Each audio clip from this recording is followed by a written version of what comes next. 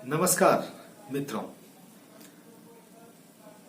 कहीं किसी चर्चा में एक बुद्धिजीवी ने ऐसे ही बातों बातों में या जानबूझकर एक अच्छी बात कही थी कि अगर आप अपने जीवन में अभी भी वही कर रहे हैं जो आप पिछले कुछ सालों से करते आए हैं, तो आज और भविष्य में आपको वही प्राप्त होगा या वही मिलेगा जो आपको आज तक मिलते आया है।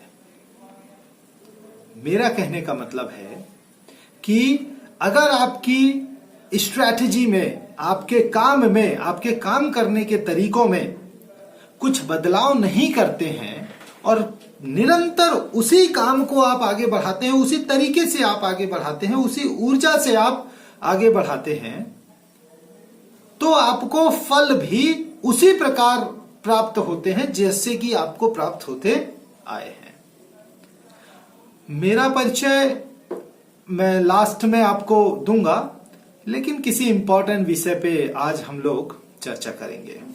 आज का दिन जब आप और हम इस वीडियो को देख रहे हैं और आने वाले दिनों में भी जब तक यह वीडियो आप तक पहुंचेगा, इस वीडियो की सत्यता वैसी ही बनी रहेगी, क्योंकि जो विषय है वो यथार्थ है और हम सभी लोगों के चिंतन का विषय है। तो कुछ विचार मेरे मन में आए तो मुझे ऐसा लगा कि आप लोगों से चर्चा करनी चाहिए और साझा विचार करना चाहिए, क्योंकि विचारों का आदान प्रदान होने से ही उनमें शुद्धता आती है।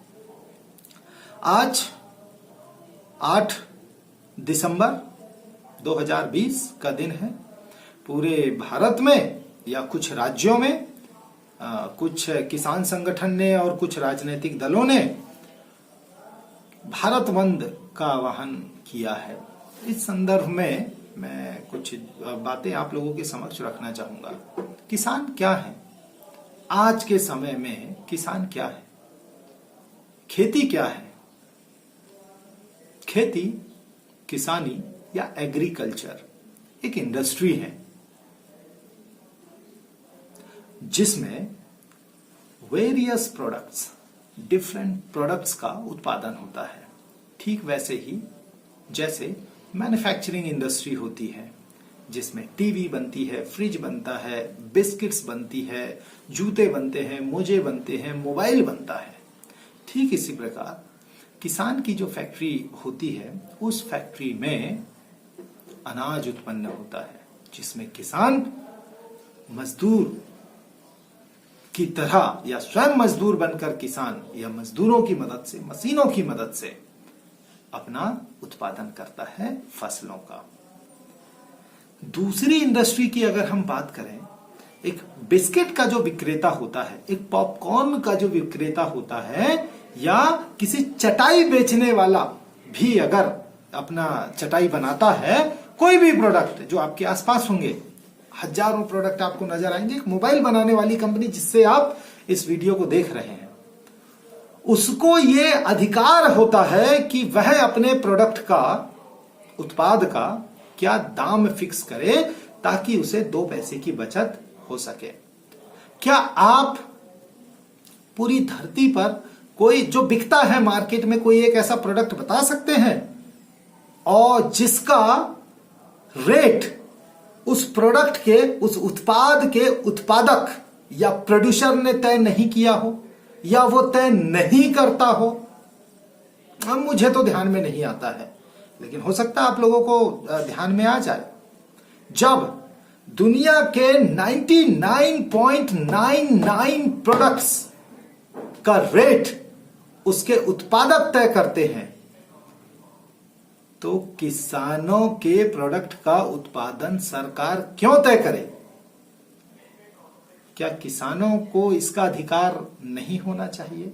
मैं भी एक किसान का बेटा हूं, किसान ने ही पढ़ा लिखा के मुझे भी बड़ा किया है, तो उतना ज्यादा मैं खेती में इन्वॉल्व नहीं हूं, but I understand the pen.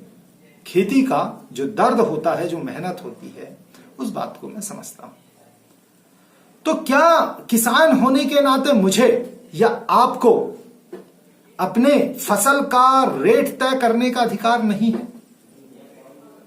अब जो बात मैंने पहले कही थी कि हमें एक मिनिमम समर्थन मूल्य, मिनिमम सपोर्ट प्राइस, न्यूनतम समर्थन मूल्य चाहिए, किसानों को चाहिए। क्या ये न्यूनतम समर्थन मूल्य, मिनिमम सपोर्ट प्राइस आपको पिछले 40, 50, 60, 70 सालों से नहीं मिल रहा है? हाँ ना, मिल रहा है ना। और जब ये पिछले 70 सालों से, 50 सालों से या 20 सालों से आपको मिल रहा है और आज भी आप और हम किसानों की स्थिति अगर दयनीय है, तो वह ये मिनिमम सपोर्ट प्राइस ही है। मिलना चाहिए किसानों को, अपनी फसल का न्यूनतम रेट तो मिलना ही चाहिए। लेकिन अगर उससे ऊपर मिले तो कुछ बुरा है क्या इसमें? मुझे तो नहीं लगता। अगर आपको लगता है तो कमेंट करके आप जरूर बताइएगा, ताकि मुझे भी आपके विचार पहुंचे। ये वीडियो जरूर आपको YouTube चैनल के माध्यम से पहुंचेगा। इसे लाइक भी मत करिए, इसे चैनल को फिलहाल सब्सक्राइब भी मत करिए, लेकिन विचार जरूर करिए, पूरा वीडियो जरूर देखिए और चिंतन करिए। अगर कोई सरकार सोच रही है कि मैं किसानों की जो दयनीय हालत है इसको मुझे ठीक करना है और मैं इसकी आय को, किसानों की आय को दुगना करूंगा, तो कुछ तो उसमें चेंज करना पड़ेगा, कुछ तो लॉजिक उसमें लगाना पड़ेगा। इतना सारे इंडस्ट्रीज पूरे भारतवर्ष में, पूरे देश में खुल रही हैं, उसमें कृषि आधारित फैक्ट्रीज ह्यूज संख्या में ग्रो कर रही हैं। और जब कृषि आधारित कारखाने, फैक्ट्रीज पूरे भारत के शहरों में लगेंगी, नगर इकाइयों में लगेंगी, तो क्या उसके लिए कृषि उत्पादों की आवश्यकता नहीं होगी? और जब कृषि उत्पादों की आवश्यकता बढ़ेगी इन फैक्ट्रीज के कारण, अगर फैक्ट्रीज नहीं बढ़ रही हैं तो वो भी आप बताइए और स्वयं एनालिसिस करिए। मेरी बातों में आने की आवश्यकता नहीं है। स्वयं एनालिसिस करिए। क्या भारत ग्रो नहीं कर रहा है? क्या भारत में कंपनियां नहीं स्टैब्लिश हो रही हैं? और जब कृषि आधारित हमारी अर्थव्यवस्था आगे बढ़ रही है, तो कृषि उत्पादों की आवश्यकता, डिमांड जब बढ़ेगी तो उसका रेट नहीं बढ़ेगा। और जब डिमांड बढ़ेगी तो जो परचेसर, जो बायर आपके पास आएंगे, क्या वो आपको अच्छे से अच्छे दामों में आपकी अच्छे से अच्छी फसल को नहीं खरीदेंगे? और अगर नहीं खरीदेंगे तब भी अगर सरकार मिनिमम सपोर्ट प्राइस दे ही रही है तो उतना तो आपको मिलेगा ही। जब 30, 40, 50 सालों से दयनीय हालत किसान की है, 1-2 साल और सही देख लेने दीजिए, इनको भी प्रयोग कर लेने दीजिए, इनको हम समय देंगे। अगर ये वैसा नहीं करेंगे तो एक समय हमारे पास भी आता है, हमारे पास भी एक मौका होगा, अपॉर्चुनिटी होगी। लेकिन आंदोलन हम कर रहे हैं, अच्छी बात है, करनी ही चाहिए, लेकिन आंदोलन होना चाहिए किसानों के साथ, किसानों के द्वारा कंफ्यूजन को दूर करने के लिए, कन्वर्सेशन के लिए, सरकार के साथ डिस्कशन के लिए। जो बहुत सारे लोग उस प्लेटफॉर्म में आए हैं उसकी मैं चर्चा नहीं करूंगा, लेकिन मैं इतना जरूर जानता हूं कि yes, India is growing. Bharat की अर्थव्यवस्था कृषि आधारित अर्थव्यवस्था होने जा रही है अन्य सेक्टर्स के साथ साथ में। और जब कृषि आधारित हमारी अर्थव्यवस्था होगी तो हमारे फसल का रेट, उत्पाद का रेट भी हमें अच्छा मिलेगा, क्योंकि कंपनियां अच्छे दाम में खरीदेंगी। और नहीं खरीदेंगी तो एमएसपी पे हम सरकार को बेचेंगे, जो मुझे एक सामान्य व्यक्ति होने के नाते समझ में आता है। अगर आपको मुझसे कुछ अलग समझ में आता है तो जरूर मुझे बताइए, ताकि मेरे भी विचारों में शुद्धिकरण आ सके। इतना कहकर मैं अपनी बात को समाप्त करता हूं।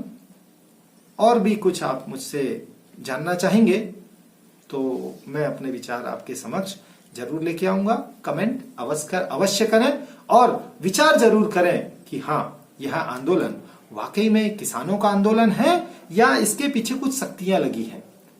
क्या इसके पीछे ऐसे प्रश्न हमारे दिमाग में नहीं आता कि इतना जो पूरी ताकत से किसान पूरी ताकत से आंदोलन कर सकता है। कई आंदोलन भारतवर्ष में हुए हैं, लेकिन इस आंदोलन के पीछे वे ताकतें भी हैं जिनको इस बिल से नुकसान है, और वो है बिचौलिए, मंडी के बिचौलिए, जिनका हजारों करोड़ रुपए का नुकसान सालाना होगा और वो फायदा होगा किसानों को।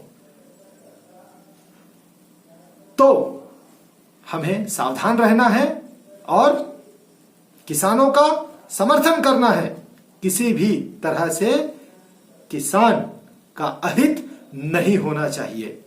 हमें अपनी फसल का सही दाम प्राप्त करने का हक है, अधिकार है, क्योंकि खेत में हम कितनी मेहनत करते हैं हम जानते हैं। परंतु मेरी फसल का रेट मैं तय करूंगा। सरकार की एमएसपी प्राइस से कम अगर कोई मुझसे मांगेगा तो मैं सरकार को बेचूंगा। I have two options. मैं किसान हूं तो मेरे पास में दो ऑप्शंस है। अगर एमएसपी रहती है तो हमें सरकार से एमएसपी के लिए लड़ना ही चाहिए, और एमएसपी के लिए किसानों के आंदोलन का समर्थन करते हैं, लेकिन बिचौलियों के लिए बिल्कुल समर्थन हमें नहीं करना चाहिए। बहुत बहुत धन्यवाद दोस्तों, आप सभी को बहुत बहुत शुभकामनाएं। जय जवान, जय किसान, वंदे मातरम।